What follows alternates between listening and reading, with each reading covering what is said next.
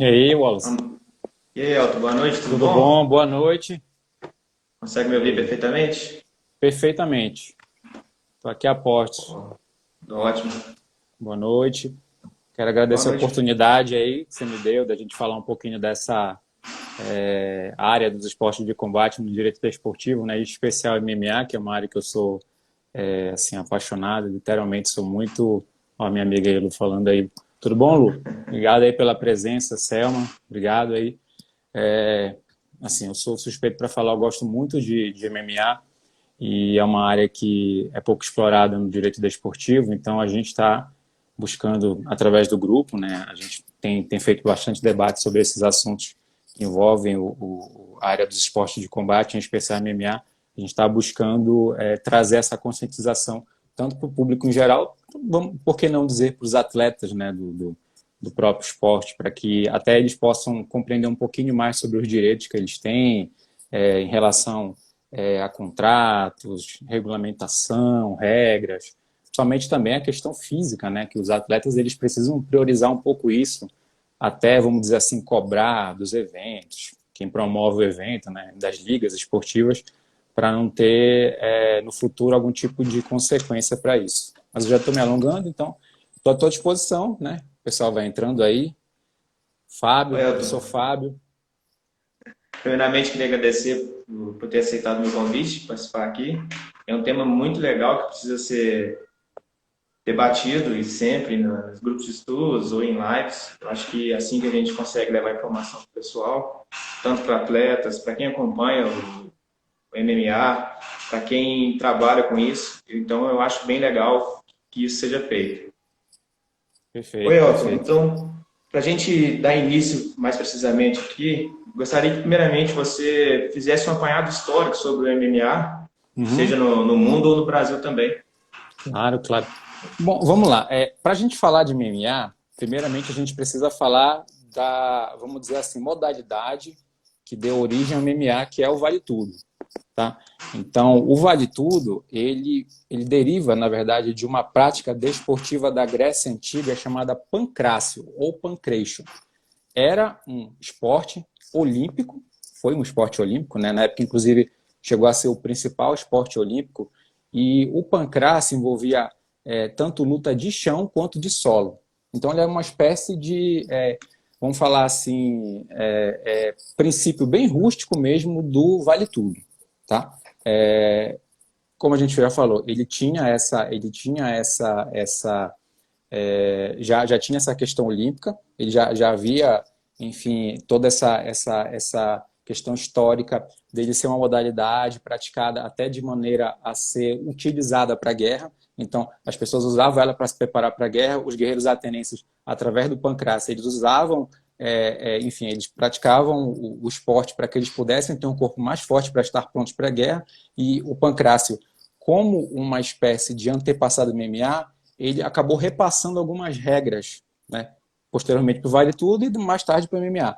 Então, o que é importante a gente falar do pancrácio? O pancrácio, basicamente, ele tinha, vamos lá, duas regras. É mais o que era proibido do que não era permitido. Você não podia dar dedada no olho e mordida, só. O resto todo era Só permitido. era Então, morte, permitido. Oi, Elton. o que você... Desculpa Pode te falar. cortar, mas partes genitais era permitido? No pancrácio, sim, partes genitais eram permitidas. Você só não podia morder e nem enfiar o dedo no olho. Só isso, basicamente só isso. E Perfeito. em Esparta, você podia fazer essas duas coisas, porque Esparta era dizes Esparta. Então, em Esparta podia tudo, porque na verdade era usado de fato para preparar para a guerra. Tinha um viés esportivo da competição, mas ele era usado para ser preparado para a guerra. Do pancrácio, a gente vai, se for falar, vai falar uma hora. Mas o que é importante aproveitar do pancrácio para o vale tudo? O vale tudo mais tarde, existe uma corrente, vamos dizer assim, majoritária que diz que o Vale Tudo foi uma herança direta do pancrácio, passando por algumas artes marciais de origem oriental e também de origem, por que não dizer, ocidental em alguns aspectos. Ele se adaptou e aí chegou numa versão que hoje a gente chama de Vale Tudo, né? Porque hoje em dia já não é mais praticado. O Vale Tudo basicamente ele não existe. Ele não, hoje em dia ele já não é mais praticado. Tudo agora é MMA. Então, o Vale Tudo, ele ficou a partir, vamos dizer assim, do início dos anos, do século, na verdade, do século XX, né? Ele ficou um pouco mais popular por conta da família Gracie. Não que ele não ocorresse antigamente, porque essa questão de confronto entre artes marciais, ela não é exclusividade dos Gracie. Isso já era feito, assim, até na época de samurais, na China antiga, a gente já tinha indícios desse confronto de artes marciais diferentes. Então, mais tarde, com os Gracie, isso ficou popular, e também não foi uma coisa que eles, do nada, começaram a fazer. O próprio professor que começou a treinar os Gracies, que era o Conde Koma, ele já enfrentou outras artes marciais como forma dele, vamos dizer assim, provar a superioridade da arte marcial dele da época, que era o Jiu-Jitsu. Então ele precisava pôr em prática o Jiu-Jitsu e derrotou outras artes marciais para mostrar, e assim ele ganhou seguidores. Esses seguidores, em parte vieram alguns Gracie, né? Aprender esse estilo, modificar e criar o que a gente hoje chama de Gracie Jiu-Jitsu. Então, para chegar no MMA, o que ocorre? Os Gracie tinham essa questão do desafio dos Gracie, onde eles iam vencendo outras academias, né? Essas questões são um pouco polêmicas, né? Muita gente não gosta, vai discordar de algumas partes que eu vou falar, mas os Gracie usavam isso até para poder testar o estilo deles e mostrar que o jiu-jitsu era mais eficiente. Ganharam adeptos, e quando eles migraram para os Estados Unidos, já que aqui praticamente eles conseguiram a amplitude que eles queriam da arte marcial, lá, através de alguns promotores, eles tiveram a ideia de criar um evento que fosse transmitido em rede aberta para que todo mundo pudesse ver a superioridade do Gracie Jiu-Jitsu. Então, eles criaram um evento chamado UFC. Isso aí, que seria o Ultimate Fight Championship, que seria o torneio definitivo. O UFC, vamos lá, não foi o primeiro evento de Vale Tudo. Tá? E não foi o primeiro evento de Vale Tudo, mas ele foi o principal e o mais importante, porque é a partir dele que a gente pode dizer que o MMA nasceu. Então, os Gracie criam o UFC se torna popular, posteriormente o UFC começa a receber vamos dizer assim, algum regramento um pouco maior, para que ele possa se adaptar a algum tipo de necessidade que as comissões atléticas norte-americanas exigiam que ele tivesse, para preservar os atletas, né? Para você ter uma ideia, no começo ainda eram permitidos golpes na virilha, né? O UFC, praticamente o que ele tinha de regra, você tem várias imagens de lutadores do UFC batendo na virilha. Então, praticamente o que tinha de regra era a herança do pancrácio, como eu já tinha falado, né? Mordida, dedo no olho e tal. Então, era justamente para ter essa ênfase em dizer que o lutador podia dispor de qualquer dispositivo que ele tivesse dentro da arte marcial dele, não evitar que ele não pudesse aplicar a arte no sentido mais literal dela. O problema é que isso podia causar um dano permanente, né? Então, isso chamou a atenção das autoridades, até legislativas, na pessoa do senador John McCain. Ele conseguiu que alguns estados proibissem a prática do Vale Tudo, né? Naquela época ainda era chamado de Vale Tudo. O Vale Tudo foi proibido em 46 estados norte-americanos, né?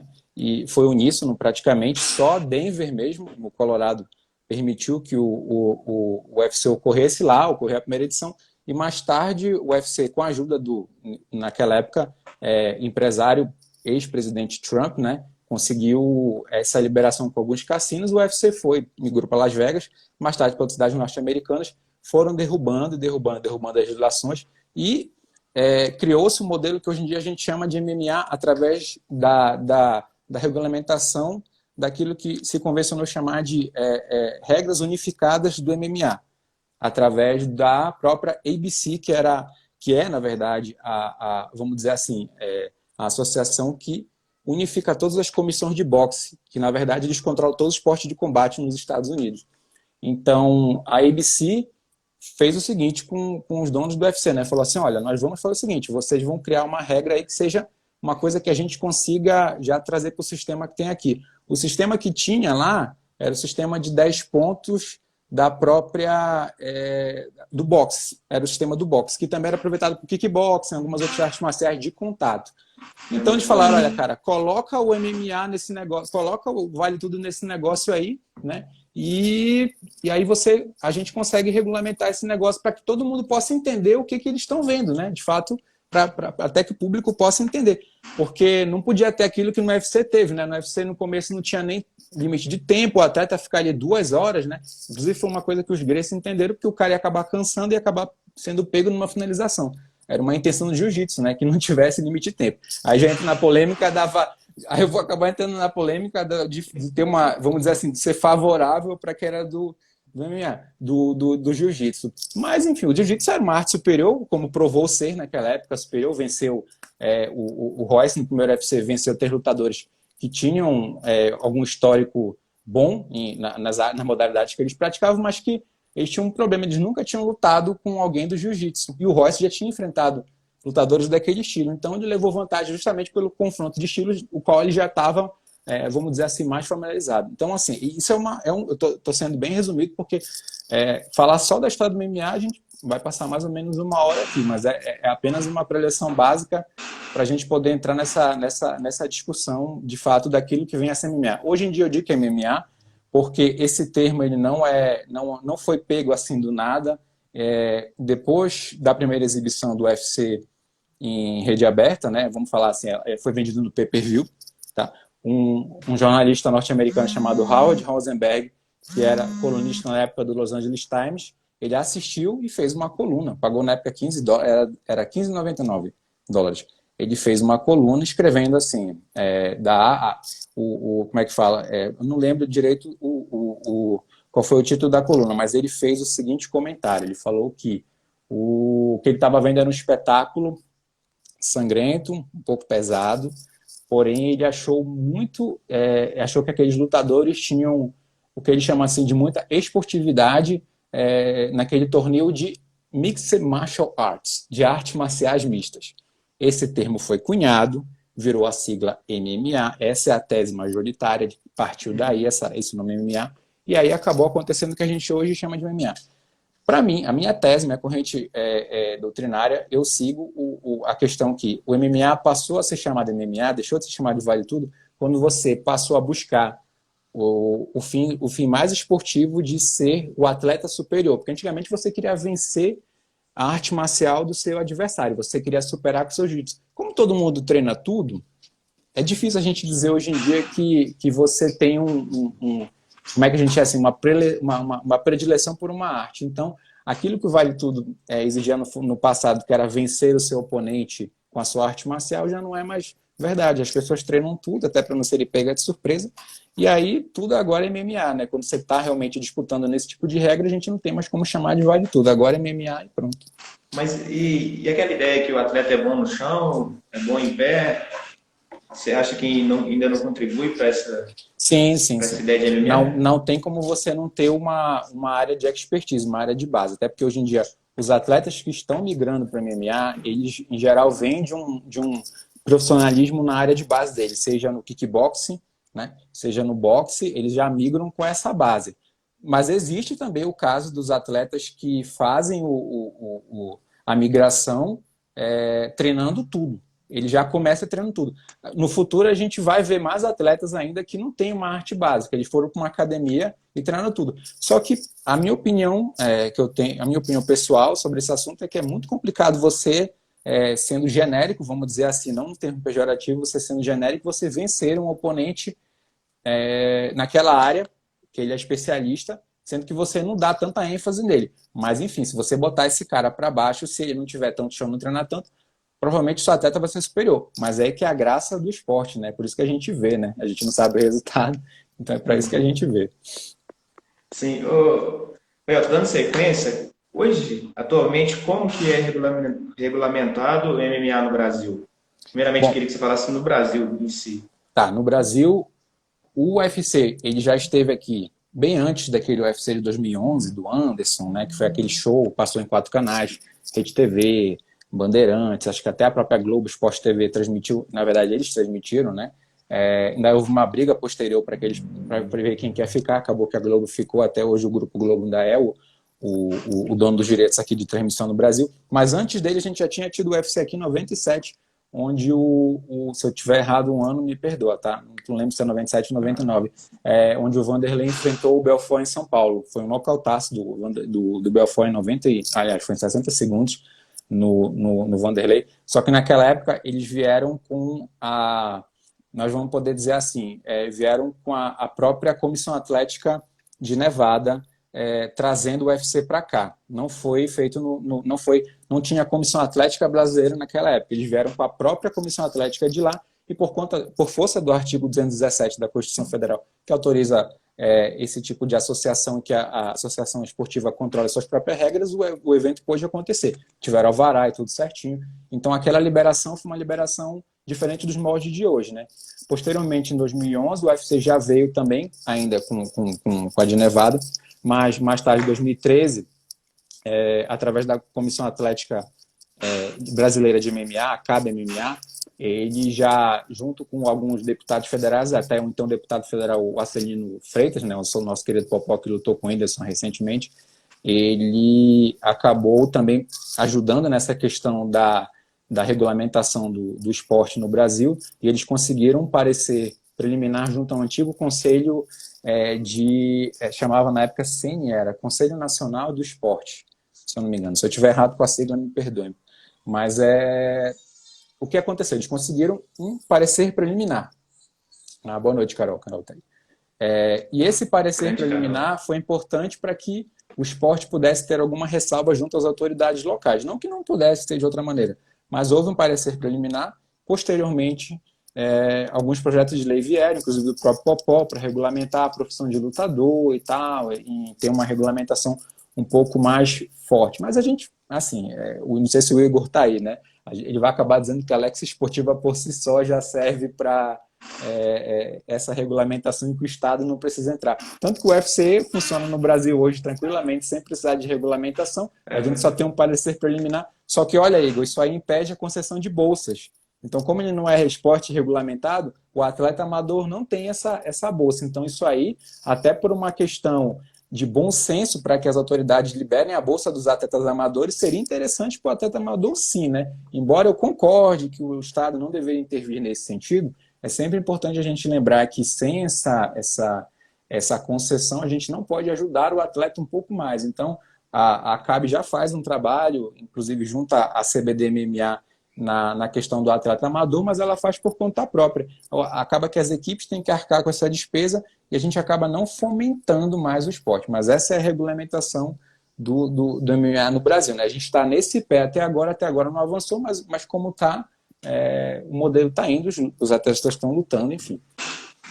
E pegando a ideia do Igor de estado mínimo e também usando a Lex Esportiva, como é regulamentado em outros países, principalmente nos Estados Unidos, né, que é muito forte essa cultura de MMA lá.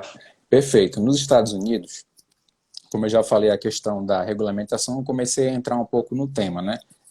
Através da ABC, o esporte é regulamentado e as comissões atléticas são orientadas a usarem todas as mesmas regras da ABC, que são as regras unificadas do MMA.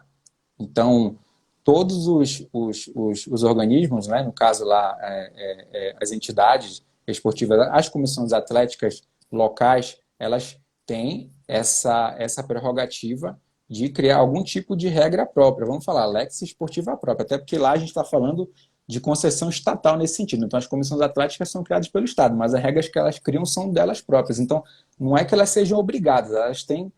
a ABC, na verdade, ela só diz assim, olha, vocês deveriam fazer nesse sentido, tá? Mas algumas têm uma exigência, algumas pedem, para dar um exemplo, exame de ressonância magnética, a outra não pede. Então, se o atleta vier lutar aqui sem o exame, ele não luta. Se o exame der negativo, ele não luta. Tem comissão que aceita o atleta lutar lá sem o exame. Só que se ela ficar sabendo que o exame não foi bom, o cara não luta.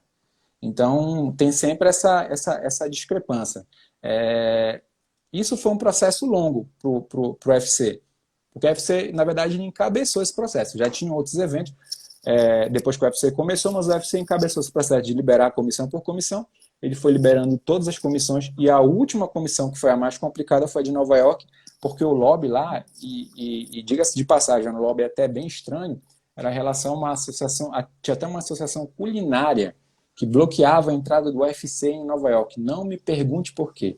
Eles conseguiram... tem uma discussão jurídica nesse sentido, ela é bem complexa.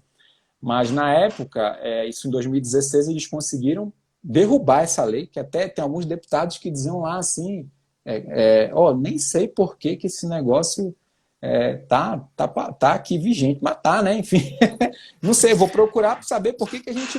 Foi o John McCain que, na época, inclusive o John McCain, falecido John McCain, ele Depois ele se arrependeu e falou assim, ó, eu me arrependi do tanto que eu botei de força. Mas se eu for olhar direitinho, eu ajudei muito a melhorar o aspecto da arte, do esporte que hoje vocês apresentam aí como MMA. Ele é bonito, ele é luxuoso, glamouroso, né? Tem luzes e tal. Os lutadores são um pouco mais respeitados do que naquela época, né? São bem pagos, tem... Realmente, a estrutura hoje em dia, É um espetáculo hoje em dia, né? hoje em dia ela é um negócio assim de outro mundo, é um show, né? Então, ele ajudou bastante nesse sentido. Isso aí falando em termos de Estados Unidos, de fato, foi uma coisa... a mudança foi radical. Se você comparar uma fita do UFC 1 com o UFC de hoje, não parece que é o mesmo evento, parece até que é um negócio assim... com todo respeito, eu adoro artes marciais, e foi um dos primeiros, e eu vi o primeiro UFC quando eu era moleque, ainda lá em Belém, em 94, acho que eu peguei a fita VHS, e o que é engraçado, ela ficava do lado, na prateleira de locadora, né? Olha o meu tempo, seu tempo da locadora, tu deve ser mais novo que eu. Lá a gente ia na prateleira, tinha aquela fita Traços da Morte, o UFC ficava do lado, porque o cara botava em inglês assim, alguém pode morrer, e aí o cara lá, que não tinha conhecimento, falava assim, credo, esse negócio deve ser de terror, vou deixar aqui nessa prateleira. Mas aí você via mais pela curiosidade do que pela arte marcial. Já nos Estados Unidos, como eles já conheciam um pouco essa questão que os gregos estavam entrando, eles não tinham tanta ojeriza a consumir aquele produto. Mas, em todo caso, de fato, foi uma mudança bem interessante. Hoje em dia, o modelo do esporte ele é muito profissional. Isso, Estados Unidos. A Carol comentou que bons tempos da locadora. Mas nessa época era caro para alugar, viu, Carol? Tinha que devolver no outro dia e rebobinar, senão você pagava multa. Eu peguei o final da locadora, só o final de época de locadora. Blockbuster, ainda era um daquelas de bairro ainda, que eu peguei uma fita do UFC lá, ainda era de bairro, bem antiga mesmo. Oi, Elton, ainda sobre regulamentação, sobre o esporte em si, da luta, como são as regras? Hoje em dia, onde pode bater, onde é proibido bater, pode dar cabeçada, como que é? Bom, vamos lá. É complicado a gente falar um pouco sobre aquilo que pode, porque eu teria que fugir um pouco da regra unificada. Nem toda competição de MMA usa as mesmas regras. Basicamente, o UFC usa as regras unificadas do MMA onde ele vai, em qualquer país que ele vai com essa regra. Até porque a ABC só autoriza que o UFC lute com essas regras até para efeito de registro no cartel do lutador. Então, lutou fora dessa regra. No UFC você não tem registro. Não quer dizer que se você lute em outro evento com regra diferente, a ABC não reconheça. Só que, basicamente, o UFC usa essas regras por uma questão de bom senso para que ele possa manter o fã sempre, vamos dizer assim, dentro de uma racionalidade, para que ele não tenha que ficar se adaptando. Hoje vale o quê? O que vale? Porque isso já teve a Selma falando do tempo já teve um momento em que duas comissões atléticas divergiam em relação à regra para te dar um exemplo de golpe legal, tá? A regra do lutador no solo. Tinha uma que dizia o seguinte, que quando você estava no solo, a configuração de solo era você estar em 4 apoios. Outra já falava que você teria que estar em 3. Aí você me pergunta, o que são 4 apoios? 4 apoios é você ter 3 partes, 3 extremidades tocando o chão. Pode ser os 2 joelhos e uma mão, né? Aí você já configura 4 apoios, ou você botar o pé, o joelho e o outro pé. Aí você já estaria assim, com o joelho... porque aqui eu não tenho como mostrar, né? Senão eu teria facilmente. A ponta do pé, o joelho e esse pé da frente aqui. Já seria 3 apoios, né? Sim. Aí tem comissões atléticas que falam assim, não, para mim isso aí vale golpe na cabeça, vale joelhada na cabeça, vale chute na cabeça. Então, teve essa discrepância em algum momento. Até que, não lembro agora se tem alguma comissão atlética que não se adaptou. Isso foi uma mudança que houve em 2017. Nem todas, até por uma questão burocrática, nem todas reuniram para passar essa regra. Não que eles não concordassem, só que não atualizaram a tempo. Então, quando tinha um evento lá, tinha um disclaimer embaixo do vídeo dizendo assim, esse evento usa regras antes de 2017. Para a gente saber, o cara pode dar uma joelhada na cabeça, até para não ter tipo de controvérsia. Inclusive, até os lutadores não sabiam. Às vezes o cara pegava, dava uma joelhada, eu pensei que pudesse. Aí tinha um lutador que metia a mão no chão, achando que estava de 3 apoios e não estava, porque isso é falha do corner. Aí o cara falava, mas ele não pode, pode, aqui nesse estado pode, olha a confusão. Então, isso aí entra o tal do direito desportivo, que as pessoas falam, mas onde você vê direito desportivo no MMA? Tá aí uma coisa, se o cara tivesse um Entra nexo consultor, esportiva, né? o advogado chegava lá, ó, cuidado, viu? Tu vai tomar uma joelhada na cabeça aí se tu botar a mão no chão. Aí, né? Aí não tem essa não. Então tem essa discrepância. Mas em relação a isso, se você for, por exemplo, para alguns lugares do mundo, no ONI UFC na Ásia, eles podem dar joelhada na cabeça do cara no chão. Então, muito lutador que chega lá que não se adapta a esse tipo de regra, ele levanta assim, fazer a proteção correta, e o cara toma uma joelhada na cabeça e apaga, né? Aí o cara vai reclamar para quem? Vai chorar para a mãe, porque não prestou atenção, subiu errado. Ah, eu vim dos Estados Unidos. Mas no UFC você tem que pegar a regra e, ó, lá pode. Engraçado, lá não pode, no UFC especificamente, você pode dar joelhada na cabeça do cara que está no chão, mas você não pode dar cotovelada na cabeça dele. E no UFC pode. Né? Contanto que não seja desse jeito. Então, como eu falo, só para você ter uma ideia, são 23 golpes ilegais, fica difícil a gente descrever, porque cada golpe tem um tipo de descrição diferente. Mas, para falar dos mais básicos, por exemplo, você não pode dar cabeçada em momento algum. Você não pode, de novo, ataque aos olhos. Ah, Elton, pode dar um soco no olho? Pode, se a mão estiver fechada. Mas você não pode procurar perfurar o olho do oponente especificamente. Você não pode golpear a nuca do seu oponente, seria o que a gente chama de moicano, essa parte aqui de trás da cabeça, tá?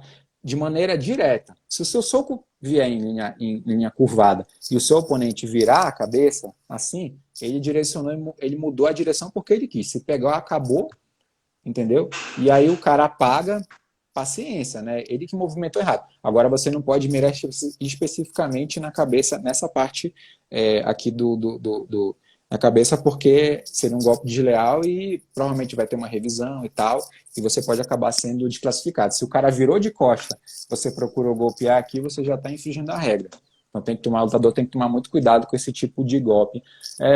Mas alguns golpes que tem assim um pouco mais comuns, que às vezes acabam acontecendo ali, é a cotovelada 12 a gente chama de 12x6, né? Essa de cima para baixo. Você não pode dar uma cotovelada assim, porque se entende que se você estiver no chão, o seu cotovelo pode acabar furando o olho do seu oponente, né? Tem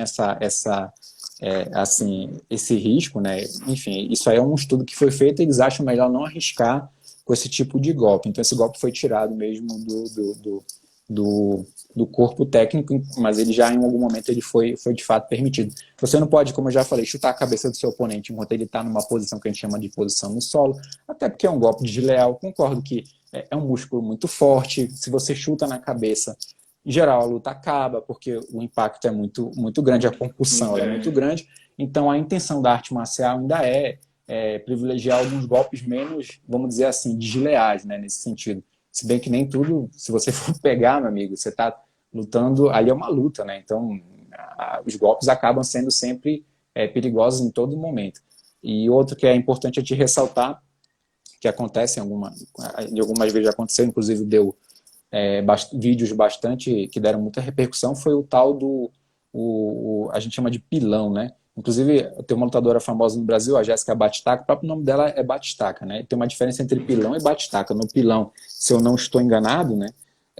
O pilão você bate a cabeça da pessoa no chão direto, e o batistaca você bate ela, só que você não bate de fato a cabeça, você bate a pessoa de costa. Entendeu? Você pega a pessoa de costa. O pilão você faz aquele negócio mesmo de projetar para baixo. É bem complicado você dar essa diferença. Você precisa ver o golpe para você fazer essa diferença. Mas no caso da batistaca, até ela foi campeã aqui no Brasil por causa disso. Você pode dar o batistaca se a lutadora que tiver, no caso dela, ela deu o batistaca porque a lutadora que ela estava enfrentando estava segurando ela numa finalização. Só que quando você está numa finalização agarrado, você pode dar o batistaca, porque é a opção do seu oponente soltar a finalização. É uma forma de você sair do golpe. Se a pessoa não sai do golpe, você pode, se ela pagar, paciência. O golpe foi legal naquele momento. O problema se você fizer o golpe e, de repente, em algum momento ela soltar e cair no chão, a responsabilidade é sua. Vai ser um golpe legal. Só que no caso, naquele confronto contra a Rose, a Jéssica Batistaca, ela deu o golpe certinho, a Rose não soltou, aí veio aquela polêmica toda, podia ter matado, não sei o que, cara, você pode morrer em qualquer momento. O problema é que tem uma regra e a lutadora arriscou sofrer uma concussão sabendo que ela podia pegar o golpe, que o golpe podia de fato funcionar, E é do esporte, né? É aquela história. Ela segurou achando que estava bem encaixado o golpe que ela deu, a finalização que ela deu, só que aí a batistaca, e o próprio nome dela, fez ajudar o nome dela, projetou e acabou a luta. Foi campeã, então paciência, né? Segue o jogo. Mais que justo. Mais que justo. Falando agora um assunto polêmico e eu também tenho dúvida, sobre a manipulação de resultados no MMA, mais precisamente no UFC. Você já presenciou algum caso de manipulação? Por exemplo, a cúpula do UFC, os chefes lá, oferecerem uma grana alta para o lutador perder a luta. Você já teve algum relato disso? Ó, o que a gente tem de oficial, vamos falar em investigação, já ocorreu com um lutador coreano chamado Tan Hyo-ban. Né? O Tan Hyo-ban, naquela luta, que ele teve, acho que foi contra o Léo Kuntz, se eu não me engano. Essa luta foi em 2018 ou 2017. Desculpa se eu não me... São tantas lutas, eu vejo todas, mas realmente o ano às vezes me pega. Ele era favorito, chegou bem perto da luta, ele teve vamos falar assim, um crescimento muito grande, o que a gente chama de virar o underdog. Ele acabou virando o azarão, porque eles chamam de underdog mesmo lá nos Estados Unidos, né? Ele virou um underdog muito grande, chama de massivo, né? E isso causou uma certa desconfiança. Então, alguém se jogasse no Léo Kuntz ia acabar, vamos falar assim, ganhando dinheiro, porque o cara estava realmente muito, muito desfavorável à luta. O que foi dito pela mídia coreana é que o Tan Hyo-ban depois foi investigado por ter aceito, na verdade, perder a luta e ter não concordado e não perder e perder a luta e ter ganho a luta. Depois ele voltou atrás e ganhou a luta e, enfim, acabou que ele, não sei, o que ele disseram foi mais ou menos por aí. Por isso que eu falo, não é nada oficial. Até porque o meu coreano não anda tão bom assim para eu pegar um periódico lá e de fato me atualizar em relação a esse assunto. O que eu sei é que a mídia norte-americana traz de assunto pra gente, né? E ela filtra do jeito que ela acha melhor e nem sempre se faz bem pro esporte, né? Até porque grande parte dos investidores nesse sentido trabalham nessa questão de bets, né? E eles também patrocinam os portais. Então não é interessante ficar soltando essa notícia, até porque é investigação, não é nada formal. Só que o Tan Hyo foi cortado do UFC mais tarde, né? Por conta dessa polêmica toda, ele foi cortado. E naquela luta, se você assistir a luta, você percebe que ele dá dando, assim, quem conhece sabe que ele tá dando ali uma miguezada. Vamos usar esse termo bem básico aí. Tá realmente meio que entregando. O cara fica assim na grade, começa a dar uma descansada. Não quer dizer que toda vez o lutador de fato está entregando a luta. A gente tem que entender o seguinte: a dinâmica do MMA ela é muito, muito, muito agressiva para o corpo do lutador. Então, não dá pra gente falar que todo cara que tá cansado tá querendo entregar a luta.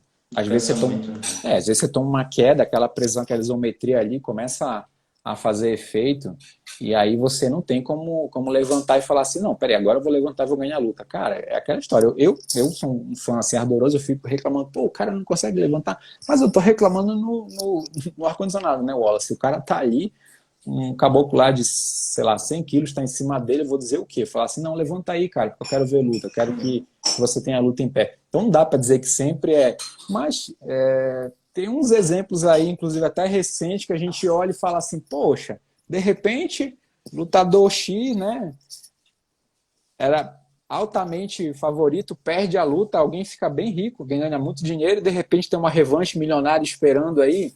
Sim. Entendeu? Sabe, como é que você consegue desenhar esse cenário? Você tem alguém que domina. Não estou dando exemplo prático nenhum aqui, não me entenda mal. Você tem um cara que domina a categoria e de repente não tem luta interessante. Aí a pessoa cria uma luta interessante através de uma derrota. Não estou dizendo nada que uma pessoa que tem um pouco de consciência não vai entender. Não quer dizer que seja de fato isso. Mas a gente pode sempre dizer que dá para dar uma desconfiada, né? Principalmente quem pratica, quem entende de luta, olha e fala assim, cara, tu vai ficar tomando 500 jabs na cara depois de dominar a luta, quer dizer... Né? Então, realmente dá uma controvérsiazinha, né, nesse sentido. Eu percebo que isso acontece, sim. Pois é. Por isso que eu tinha muita dúvida sobre isso, já tinha algo oficial, nunca tinha presenciado nada, mas sim, de ver luta e perceber algumas coisas, sim, já vi. Pois a Selma botou ali preguiça. Gustavo, sem exemplo. Então, o problema é que isso acontece, isso pode acontecer, mas a gente não pode nunca afirmar que isso é uma coisa que de fato ocorreu e dizer assim, não, vamos lá, não, mordida da orelha não pode não. Não pode. Não, não pode dizer nunca que ocorreu, porque existe um aspecto esportivo. O psicológico da pessoa vai para o espaço, a pessoa está cansada, a pessoa não consegue. A Ronda Rosa é um exemplo claro de cansaço psicológico, né? Ela viveu tanto com aquela hora vamos falar assim, uma hora de invencibilidade, que o dia em que alguém realmente lutou com ela e de fato conseguiu desmistificar ela, e eu imaginei naquela época, inclusive, eu tenho uns aplicativos que a gente usa, chama de previsão de resultado. Eu fiz uma previsão que ela ia ser nocauteada no segundo round, e foi, pela Holly Holm. E por que eu consegui prever isso? É por causa do estilo da Honda, né? Ela andava muito para frente, a Holly Holm é uma boxeadora profissional, foi campeã mundial de boxe. Uma pessoa que se projeta para frente, enquanto uma outra pessoa que não tem jab é uma coisa, né? Aí quando você enfrenta alguém que tem jab já é complicado, né? Você pega uma Holly Holm, que é canhota, tem um jab maravilhoso e tal, tem uma esquerda precisa, nocauteou, e acabou nocauteando ela com chute, né? Porque ela era uma kickboxer de excelência.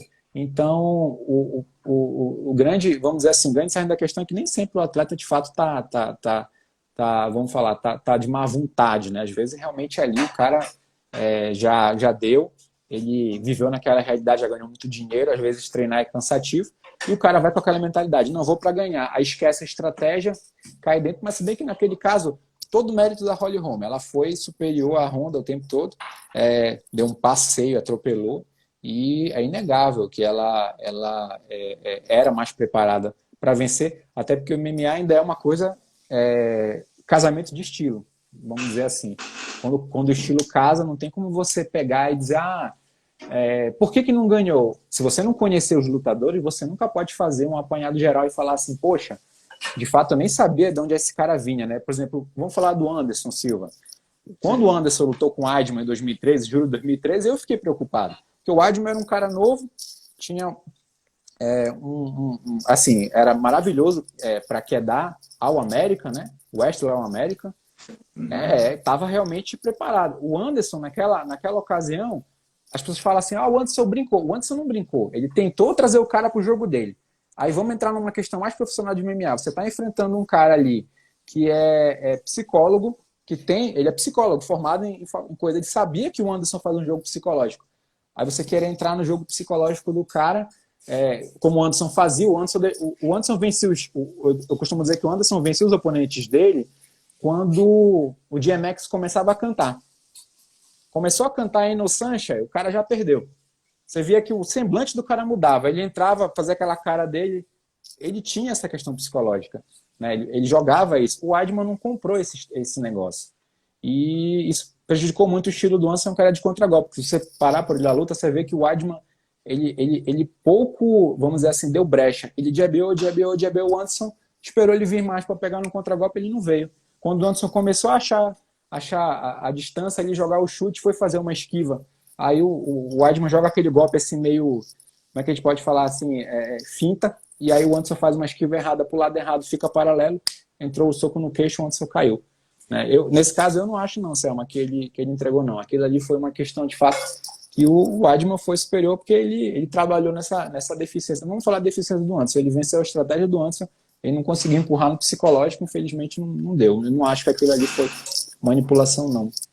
Acho que foi realmente mérito do Weidman. De quebrar Na revanche, que eu acho que o Anderson estava melhor, tomou um knockdown no primeiro round, mas o Weidman, se você for olhar até o histórico dele, o Weidman é um cara que ele foi crescendo, foi diminuindo de massa muscular,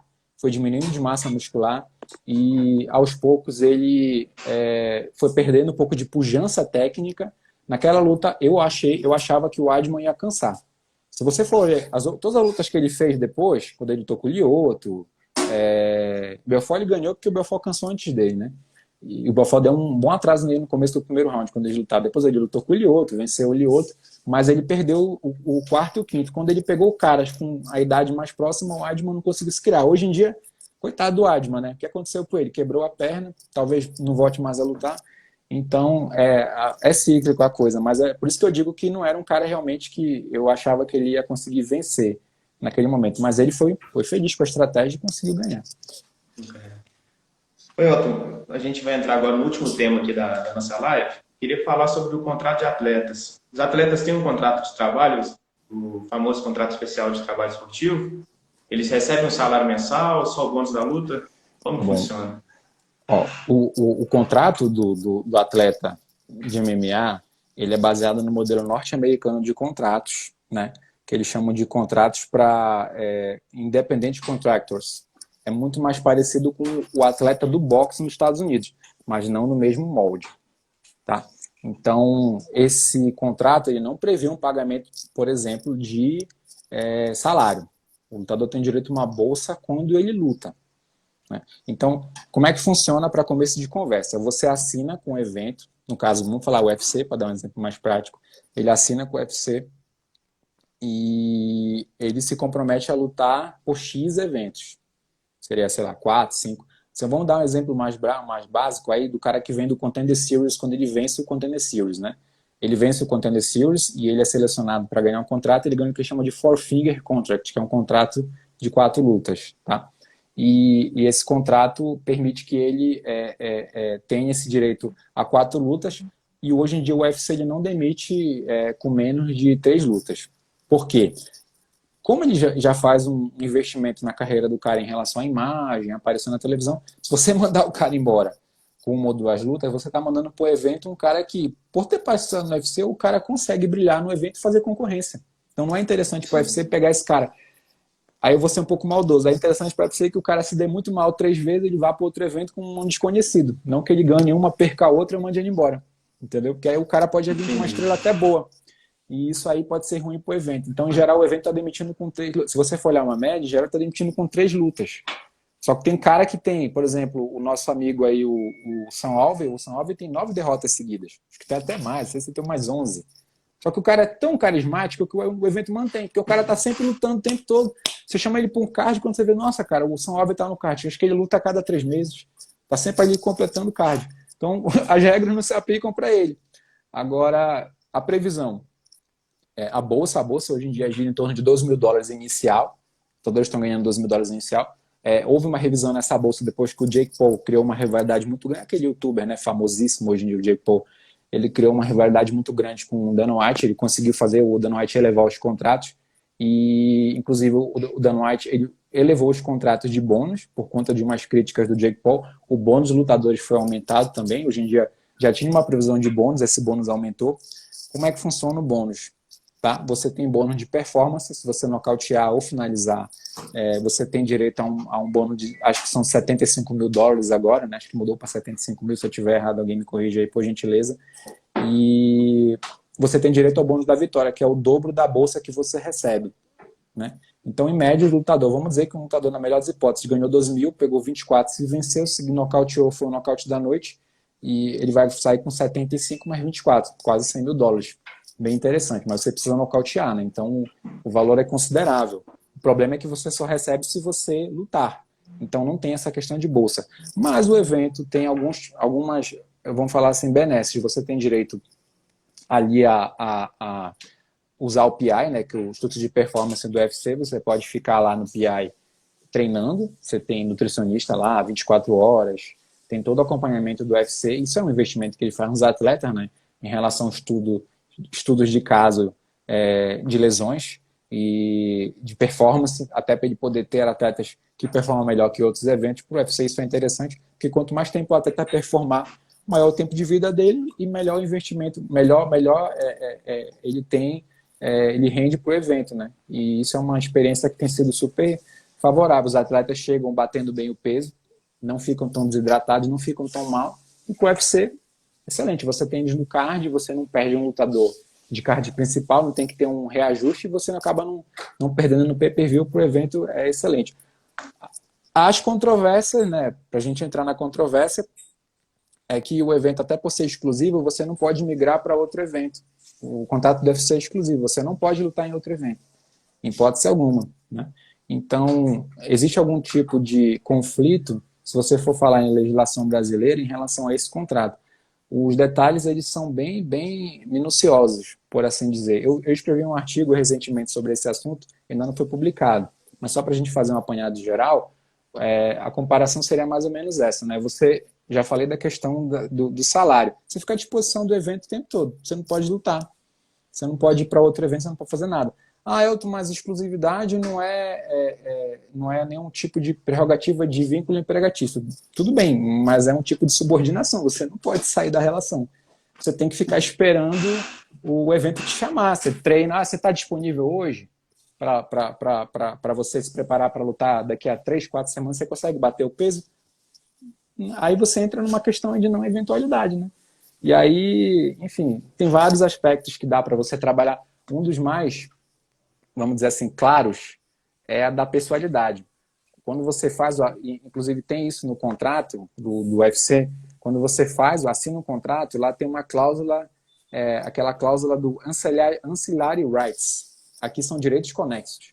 Vamos falar aí do nosso direitos conexos aí de imagem, né? Vamos falar, mas não é direito de imagem. Até briga.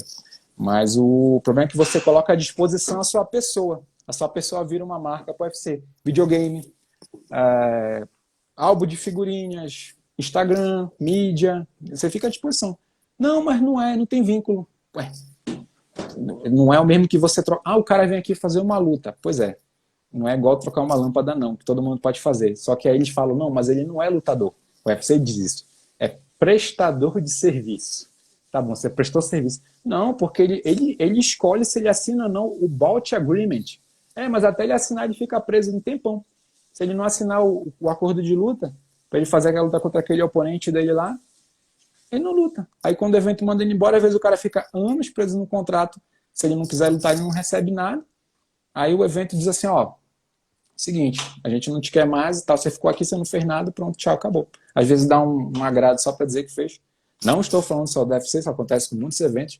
O Bellator já teve esse mesmo problema, o Bellator já se manifestou nesse sentido. Tem lutadores que colocaram contratos do Bellator aí, que tinham cláusulas muito complicadas também, mas isso aí é um negócio que gera uma polêmica muito grande, né? Inclusive, já foi debatido em algum momento vamos falar assim, na justiça norte-americana, né? É uma lutadora chamada Leslie Smith, né? Ela é até famosa pelos meios aí do MMA. Ela hoje em dia faz parte de uma associação chamada MMAFA, que é MMA Fighters Association. Eles entraram com um processo contra o UFC por monopólio. Eles estão ganhando esse processo até o momento, né? E é difícil falar do processo de monopólio, né? Mas falando só do processo que isso aí dá uma live inteira sozinho, mas só o processo da Leslie Smith, ela teve um processo particular onde ela alegou que ela era funcionária do UFC. E em alguns momentos, os comissários que analisaram o processo dela, eles encontraram elementos no contrato de fato, de empregado, employee, não independente contractor. Só que... Parece bem claro as relações trabalhistas dentro do... Eu até digo que se um cara tiver lutado aqui no Brasil, ele quiser executar o contrato aqui, pode ser que ele ganhe. Agora, inclusive americano. Agora, se você for parar para ver, por exemplo, o caso dela, ela levou para a National Labor Board nos Estados Unidos, a National Labor não considerou ver, olha um dos argumentos que ela não considerou. A Leslie Smith não aceitou fazer uma luta porque a oponente dela não bateu peso. Só que o oponente dela não bateu peso por muitos quilos. A mulher está com uma vantagem muito grande sobre a Leslie Smith. E a Leslie Smith não aceitou, porque é uma regra, você não aceita. Aí o UFC falou assim, tá vendo só como ela não é subordinada, ela não aceitou lutar.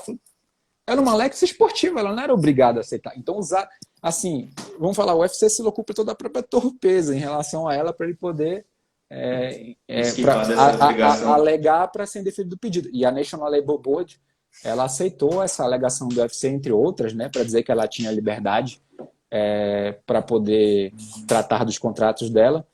Mas, assim, chegando nessa questão, de fato, a National Labor Board é um órgão político. Inclusive, quem votou foram 2 trumpistas, né? E o Trump é amigo do UFC. Então, deixar aí no ar o questionamento. Para quem quiser pesquisar, tá aí na rede, né? Quem quiser pesquisar direitinho para ver, procure lá Leslie Smith, National Labor Board, para terem um pouco mais de notícia em relação a isso. Mas dá pano para manga, com certeza. Perfeito, é um assunto muito, muito bom.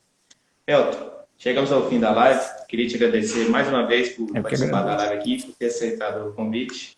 Foi muito legal, é um assunto que precisa ser discutido mais vezes, então a gente pode reunir mais vezes para discutir sobre o UFC. Então, muito obrigado. Uma Prazer boa é noite para meu, você. viu? Obrigado, viu, Wallace? Prazer é meu aqui, dividir esse espaço com você, que outros colegas de GED, amigos, a Carol aí também já participou aqui. Fico muito honrado pelo convite. Estou à disposição. Precisar de mim para retornar, a gente pode conversar do que quiser aí. Esporte de combate tá sempre, para mim, é um assunto que eu fico sempre muito, muito, muito empolgado para debater. Obrigado pelo convite mais uma vez. Bom carnaval a todos. Obrigado pela presença de todos aí que participaram da live. Selma e os outros colegas, Rafaela, Lucas, Bruna. Ok, isso. Obrigado, Mário, também. Grande abraço. Obrigado, pessoal, pela participação. Até mais.